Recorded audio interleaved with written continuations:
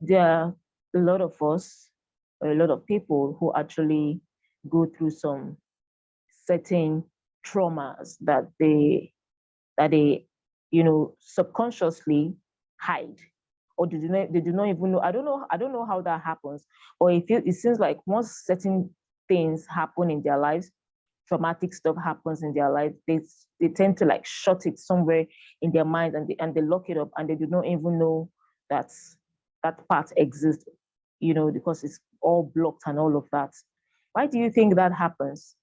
And how then can they actually bring themselves to that realization? Because I want to believe that until they do that, something will not be right. Something will just always be amiss. First of all, I don't think they did that by themselves. It's not a conscious thing. It's a subconscious thing. Okay. You don't it's not really up to you to determine what you remember or what you don't remember. I mean, even at the level of intelligence using your brain, I mean, you can only cope as much as far as your brain can carry you. But in terms of the use of the mind, no, it's not something. I do not think that is something you can control. Having said that, it is not really, when we say you learn the lesson that a particular situation brings to you, it's not exactly the same thing as saying that you must remember all the time. That have to be fresh in your memory. The learning of the lesson is a virtue, it's a spiritual thing. It's not like you went to school. It's not like normal education where you went to school and therefore you always remember that even though you did quadratic equation like 17, 20 years ago, you should still remember. It's not exactly like that. So when you learn patience, I mean, the virtues that you are expected to extract from all of these experiences, they are not saved within you and therefore not something you can remember. They are saved for you where they would always be made available to you because they are yours when the need arises in life. So you learn patience, you learn humility, you learn, I want to reserve love because love is the father of them all. You learn faith, you learn to respect people, you learn faithfulness, you learn, all of this. They are not things, in fact, you are not even conscious that you are learning them. Because these situations in life brought you to a stage where, for example, something happened in your life and you came into midlife crisis, so to speak, and then you thought like, oh, it's just going to be temporary thing. Within 3 weeks, I'm back on and I'm back on track and then everything will be fine again. And 3 weeks, 3 years, 4 years down the line, you are not back on track until you come to this level where you feel, you know what? I have taken this as part of my life. I'm no longer, because you would have exhausted all of your energy in running around the first 3 weeks, 4 weeks, 1 year, 2 years, and then you've exhausted all of your energy. And then no place to go, nothing else to do. Before you now say, okay, you know what? There's nothing else to do. I'll just give up. It's either you give up at that point or extreme possibility is that he commits suicide. All right? So giving up will just mean there is nothing else to check. There is no other prayer to go for, nothing else. I tried everything, then I'm okay. Unconsciously, you have learned patience and you are now beginning to develop faith that haven't tried everything by myself and nothing is working. I'll have to wait patiently for my God to do it at his own time. These are the things you are learning. I mean, these are the obvious ones. There are other hidden things that you would have learned in this experience. First of all, not to depend on human, that whoever says is going to help you when you learn so many things, but these are not necessarily virtues. I mean, virtues are not necessarily things that you learn to remember. They are just there in the subconscious as part of your spiritual muscle. And you would have access to them in life as you progress. Because having learned these things, you have overcome. And in future, when situations like this arise, you are going to feel, if it happened 10 years ago, and for 7 years I was down, now I'm up again. I trust that the same God who did that will do this. Don't worry, it's not a problem. You have learned that. You have learned that. You have learned patience. You have learned that. You have learned faith. You have learned faithfulness. You have learned so many things. So these are the kind of lessons that you are taking from your experience, not necessarily the kind of lessons you should consciously try to remember. They will work for you anyway because they are saved. You are bigger than this, by the way. We are much bigger than this. In fact, this is not the real place where we save the experiences and the virtues that we develop from these experiences. Like I mentioned earlier, is saved where the Bible calls the unearthing vessel, something like that. They are saved for you somewhere. So you only have the connection through thoughts and through the mind to tap into these virtues when you need them, and they are yours. So the physical being, the brain, and what we have here is too tiny for us to bring all our heavenly virtues into. It's not even here. All right. So talking about remembering them or not remembering them is there. It's there, and then they are yours. You'd always have access to them. So they don't have to be within here or something that your brain can. How many can you remember out of 80 years of life? All right. All right. So they are always there for you.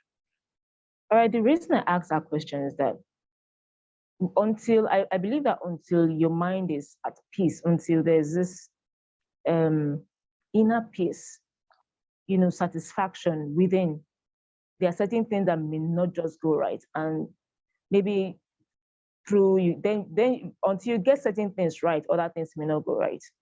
Mm-hmm. Somebody who has suffered at whatever stage of their lives, they've gone through one trauma or the other, and they do not even remember, like I mentioned earlier, that part of their mind is locked or blocked from the pain they experienced from that trauma. Now, how can that person's mind be free or be at rest, or have peace when subconsciously there is something that is hurting them, and they do not even know why they are unhappy. They do not know why they act a certain way. They just know that they are unhappy, and they may not even know this is the reason, for their unhappiness. That was actually why I asked that question. Yeah, I got you. I understand that. That is not within you to do. Okay, I had a recent experience of somebody who apparently is passing through what I call, I don't have another word for it. Maybe it's not, maybe it is, or maybe passing through midlife crisis. Or generally, I don't even have to refer to that specific encounter. So generally, when you are passing through, at this early stage of passing through midlife crisis, you are going to search within you, because everything you touch will go wrong. This will go wrong, that will go wrong, this will go wrong. You say, okay, maybe all of that was for this reason. Now that I found it there, and then it will come to this realization that there is something wrong. There is something wrong beyond. I can't just keep trying, because again, even in trying, you have practically lost all of the resources you should be trying with. And then when it dawns on you that something is wrong, the first thing you want to do is to take a critical evaluation of the much of your life that you can remember. Okay. And then, like it happened to me, there was this lady back in university as far back as 1992. As far back, I remember that there was this person that I hurt.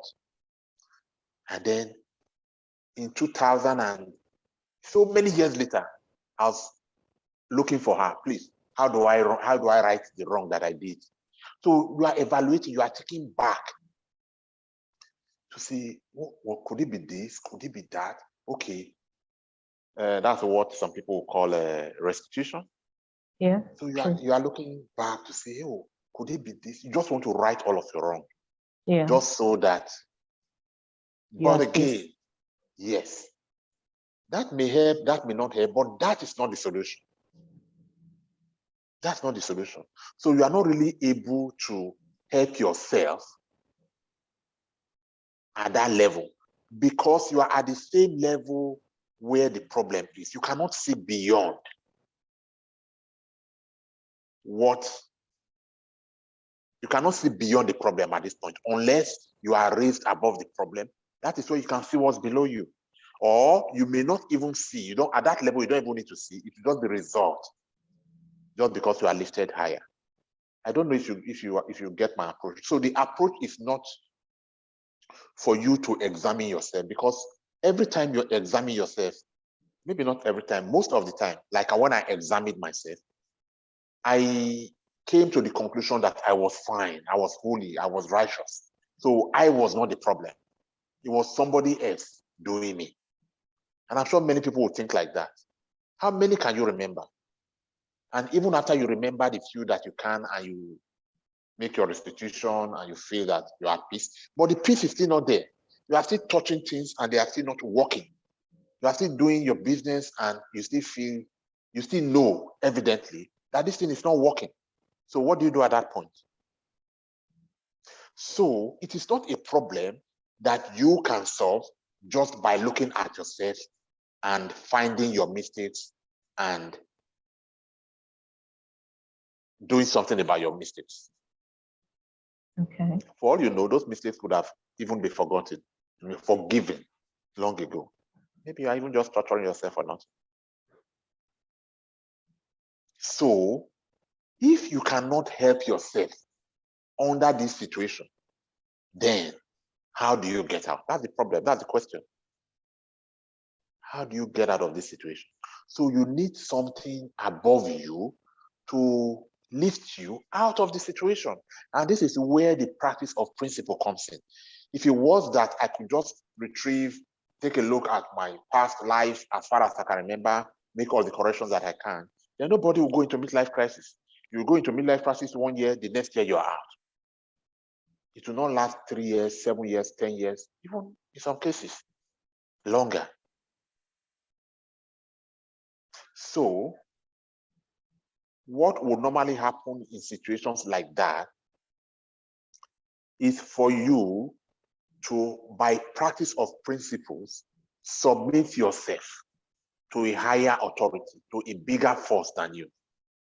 And like happened in my own case, even when I was at the level of submission, when I was close to it, I was still boastful. It was still about me. I did this, I did that. I shouldn't be in this situation. I am good. It must be somebody else that is responsible for this. I refuse to take responsibility until I was now lifted above that level where I saw.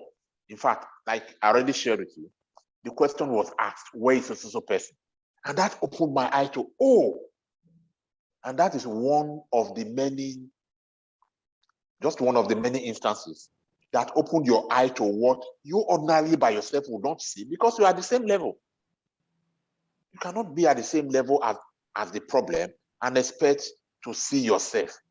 You cannot see it. You cannot see it. So what is this thing that will lift you above? And when you are lifted above, it's not necessarily, it's not no longer about that problem. It's not generally about life. Like we said before, it's not generally about life, not specifically about that problem. So when you are lifted above, your eyes are open.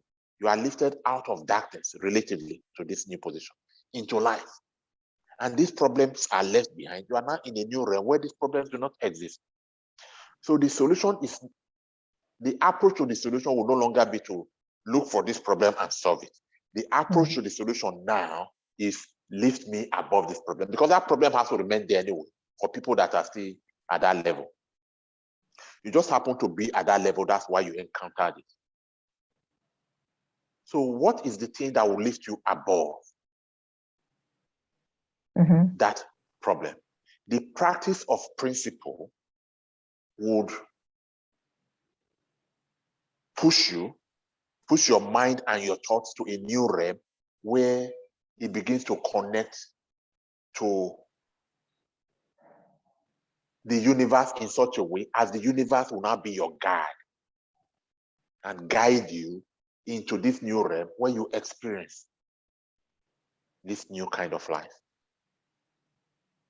So to bring this to conclusion, I'm saying that it is not within your power to do.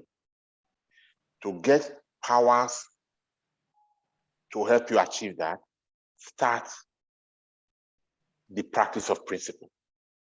And then the practice of principle will lift you into that connection. And that connection will now give you access to all knowledge. By knowledge, all problems are solved.